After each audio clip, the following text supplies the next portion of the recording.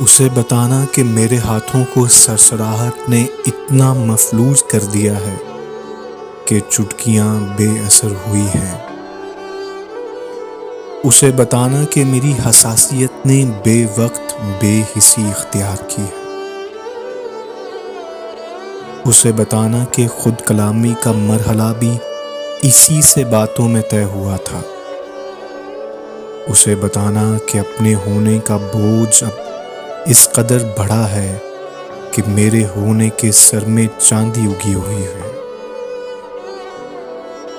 اسے بتانا کہ میں نے لوگوں سے بات کرنے کو نوحہ خوانی سمجھ لیا ہے۔ اسے بتانا کہ روشنی کا جواز یوں بے جواز ہے کہ میں دیکھنے کی طلب سے دامن چھڑا چکا ہوں۔ اسے بتانا کہ میری سانسوں کے سارے نیزوں نے میرے سینے کو قبریز کر سمجھ لیا ہے۔ اسے بتانا کہ میرے ہاتھوں کی انگلیوں نے خلا کو زخموں سے بھر دیا ہے۔ اسے بتانا کہ میری آنکھوں کے گرد جو تھے سیاہ حلقے وہ اس کے غم کی عظیم نعمت سے سرخ ہونے پہ مطمئن ہے۔ اسے بتانا کہ اس کے دکھ کو معاشرے کی بری نظر سے بچا رہا ہوں۔ اسے بتانا کہ اس کی فطرت کی پیروی میں لگا ہوا ہوں۔ اسے بتانا کہ اس کے کہنے پہ مسکرانے کی کوششوں میں اپنی آنکھیں بہا چکا ہوں۔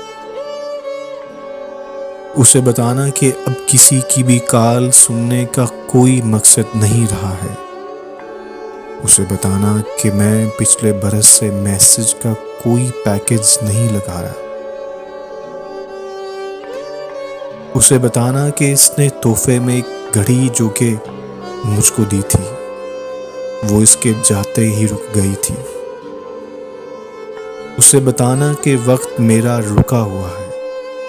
اسے بتانا کہ اس کے جانے کے بعد مجھ کو اس اپنے بھدے وجود سے بھی کوئی شکایت نہیں رہی ہے۔ اسے بتانا کہ آئینہ دیکھنے کی ہمت نہیں رہی ہے۔ وہ اس لیے کہ میں ایک آنسو بنا ہوا ہوں۔